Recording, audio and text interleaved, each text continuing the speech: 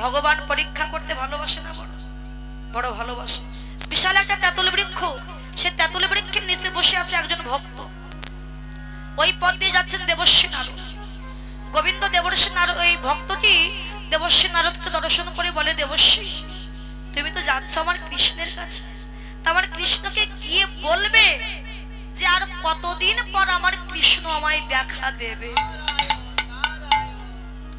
ঠিক আছে বলবো। নারদ গেছে গোবিন্দের কাছে, প্রভু আসবার পথে একজন ভক্ত দেখলাম তেঁতুল বৃক্ষের নিচে বসে তোমার ধ্যান করছে। তা সেই ভক্ত জিজ্ঞাসা করলো আর কতদিন পর তুমি তাকে কৃপা করবে, দেখা দেবে। তখন গোবিন্দ নারদকে বলতে, যাও নারদ তুমি আমার ভক্তকে গিয়ে বলো যে তেঁতুল বৃক্ষের নিচে সে বসে আছে, ওই তেঁতুল বৃক্ষে যত পাতা আছে ততবার যদি সে পৃথিবীতে জন্ম নিতে পারে তবেই আমি তাকে দেখাবো। একটা তেঁতুল গাছে অনেক পাতা থাকে না বাবা, লক্ষ লক্ষ কোটি কোটি পাতা। বলে যত পাতা আছে ততবার যদি পৃথিবীতে জন্ম নিতে পারে তবেই তাকে দেখা দেব। নারদ বললেন, প্রভু তুমি এত পাষাণ, সে ভক্তটা তোমাকে ডাকছে আর তুমি এতদিন পর দেখা দেবে। আরে যাও না নারদ, দেখো আমার ভক্ত কি বলে, কথাটা শুনো। নারদ মনে এসেছে, ভক্তটা করজোরে বলে, নারদ আমার গোবিন্দ কি বলেছে, বলো না নারদ কি বলেছে। নারদ বলছে, আর বলো না, বলতেও বড় বাজে লাগছে।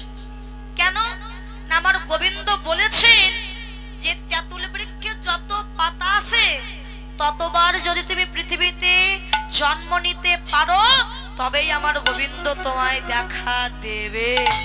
সেই কথাটা বলেছে, লাভ মেরে উঠেছে ভক্ত। কি দেখা দেবে বলেছে, এই যে বিশ্বাস, দেখা দেবে বলেছে। তো নারদ বলছে, আনন্দ করবার কোনো দরকার নেই, আজকে নয় 1000 বছর পর। ভক্তটা বলে, নারদ তবু তো গোবিন্দ বলেছে আমায় দেখা দেবে। দেখা দেব না এ কথা তো একবারও বলিনি, দেবে বলেছে। তো এমন সময় নারদ দেখলো নারদের পশ্চাতে আমার গোবিন্দ দাঁড়িয়ে আছে। একই প্রভু তুমি এখানে, তুমি না বললে তেঁতুল বৃক্ষে যত পাতা আছে ততবার জন্ম নিলেই তবে দেখা দেব। গোবিন্দ বললেন, নারদ বিশ্বাস করো নারদ, আমি আসতে চাইনি, কিন্তু আমার ভক্তের বিশ্বাস আমায় টেনে নিয়ে এসেছে নারদ। আমি আর থাকতে পারলাম, আমার ভক্তের বিশ্বাস আমায় টেনে নিয়ে এসেছে। ভক্ত বল তোর কি মনের আশা? আমার মনের আশা কি জানো প্রভু গো, আমার যে একখানা দেহ ঘর তুমি দিয়েছো, ঘরের যে 9টি দরজায় আছে, এই 9 দরজার দাঁড়ি হয়ে তুমি দাঁড়াই থেকো। আমি জানি না আমার প্রাণ পাখি কোন দুয়ার দিয়ে উড়ে যাবে, তাই প্রত্যেক দ্বারের দাঁড়ি হয়ে যখন দাঁড়ায় থাকবে, আমার প্রাণ পাখি উড়ে যাওয়ার কালে সেদিনে কি হবে জানো, আমি যাওয়ার কালে কৃষ্ণ বদ দেখিতে পাবো। গোবিন্দ নিতাই কালে কৃষ্ণ বদ আমি দেখিতে পাবো। যেদিন আমার প্রাণ পাখি, আমার প্রাণ পাখি আমার উড়ে যাবে, সেদিন আমি যাওয়ার কালে কৃষ্ণ বদ দেখিতে পাবো। যেদিন প্রাণ পাখি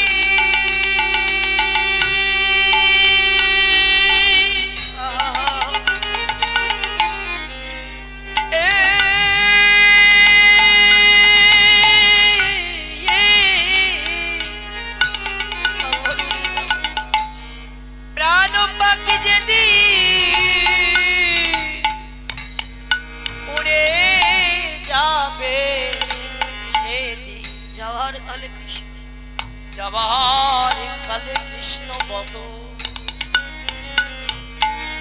আমি দেখিতে পাবো। সেদিনে যেন কাঙাল বলে আমায় দিও না এলে। আমার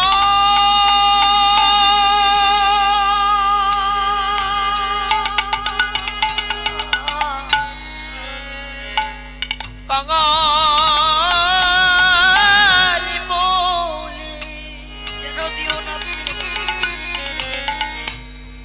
তুমি দিও না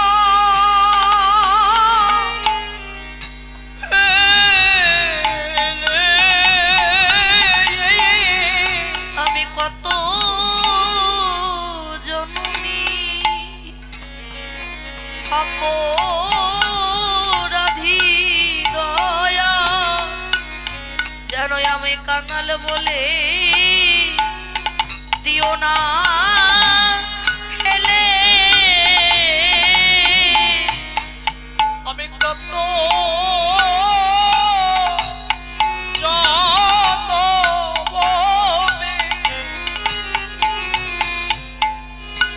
অপরাধী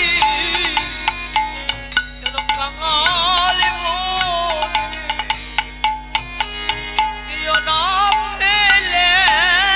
আমি কত জন্মে অপরাধী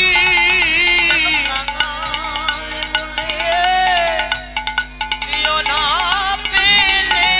আমি কত জন্মে অপরাধী জন্মে প্রতি জন্মে জন্মে আমি কত জন্মে অপরাধী চরণ বড় ভালোবাসি। কত জন্মের অপরাধী চরণ ছাড়া করো না গো। কত জন্মের অপরাধী চরণ ছাড়া করো না গো। তোমার ওই চরণে আশ্রয় দিও, চরণ ছাড়া করো না গো। ওই চরণে আশ্রয় দিও, চরণ ছাড়া করো না গো। রেখো রেখো তোমার চরণে রেখো। হরি বল। তোর মনোবাসনা পূর্ণ হবে ভক্ত দেখি। তাই যে যাই বলে বলুক, তোমার লক্ষ্য থাকবে একমাত্র গোবিন্দ চরণ। তবে তুমি গোবিন্দ চরণে একদিন না ঠিক পৌঁছলেও পৌঁছাতে পারো। মহাপ্রভু বৃন্দাবনের রসে বিভোর হই আজকে কি করিছে জানো? মা যদি নহি পূর্ণ বসনে আবৃত তনু, দুই দিন বন বসনে আবৃত তনু, যদি নহি পূর্ণ বসনে তয় পূর্ণ বসুর, তয় পূর্ণ বসুর। আমি বুঝিতে যাব গো, বুঝিতে যাব গো, সুরজ দেবতা বুঝিতে যাব গো, সুরজ দেবতা বুঝিতে যাব গো, তয় পূর্ণ বসুর, তয় পূর্ণ বসুর। মা যদি নহি পূর্ণ, মাঝের দিন কখন গো মা? এই যে এখন বাবা মাঝের দিন কখন মা?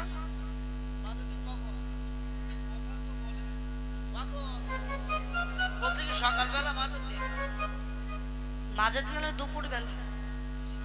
তো সকালে নয়, সন্ধ্যায় নয়, মাঝের দিন মানে দুপুর বেলা কেন বললে? যে কহ তো এই পুজো সূর্য মানে দেবতা, তো সূর্য দেবতা দুপুর বেলা পুজিতে যাব কেন বললো? চৈতন্য চরিতামৃতে বললেন শিশুকালে কৃষ্ণ ভজে কৃষ্ণ পাইবার আসে, যৌবনে কৃষ্ণ ভজে আসে কিনা আসে, আর বৃদ্ধকালে কৃষ্ণ ভজে জমে রাশি। শিশু বয়সে মনটাকে পবিত্র পরিষ্কার, সেখানে একবার যদি কৃষ্ণ ভক্তির অঙ্কুর হয় ওই গাছ কেউ মারতে পারে না। কিন্তু বৃদ্ধ হয়ে গেলে আর ভজন সাধন হবে না। দাঁত পড়ে যাবে, চোখে ভালো দেখতে পাবেন না, কানে ভালো শুনতে পাবেন, হাত পা অসাড় হয়ে যাবে, তখন মন চাইলে কৃষ্ণ ভজনে যাওয়া যাবে। তাই সময় থাকতে থাকতে ভজনে সাধন করো, অসময় আর ভজন করো। এই জন্য মহাপ্রভু ললিতা বিশাখাকে বলছে, এই ললিতা, হ্যাঁ বিশাখা চলো আমরা সূর্য পূজায় যাই।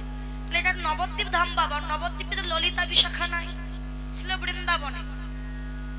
ললিতা বিশাখা বললো কাকে না? মহাপ্রভু রাধা প্রেমে বিভোর হয়ে বললেন আমি সেই রাধা। ভুলে গেছেন তিনি গৌর, বললেন আমি সেই রাধা। আর রায় রামানন্দ, স্বরূপ দামোদর যারা ছিলেন এনারাই হচ্ছে ললিতা বিশাখা, এই বলে ডাক দিয়েছে মহাপ্রভু। চল ললিতা আমরা পূজা দিয়ে আসি।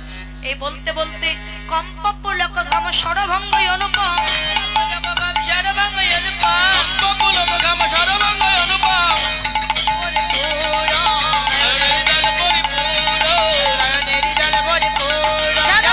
অষ্টসাত্ত্বিক ভাবের দায়, অষ্টসাত্ত্বিক ভাবের উদয়, দেখলে যেন এই মনে হয় অষ্টসাত্ত্বিক ভাবের উদয়, দেখলে যেন এই মনে হয় অষ্টসাত্ত্বিক ভাবের উদয়, দেখলে যেন এই মনে হয় অষ্টসাত্ত্বিক ভাবের উদয়, যেন এই মনে হয়। দেবেন তো বাবা? হ্যাঁ, একটু মায়ের উলুধ্বনি দেন তো, উলুধ্বনি। সবাই হাঁটু হাঁটু করে চলে যাও।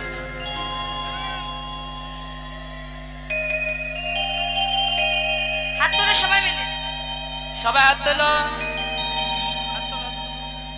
সবাই সবাই রাধে রাধে বলে আচ্ছা সবাই দুটি বাহু তোলে, বাবা চলো যাই বৃন্দাবনে,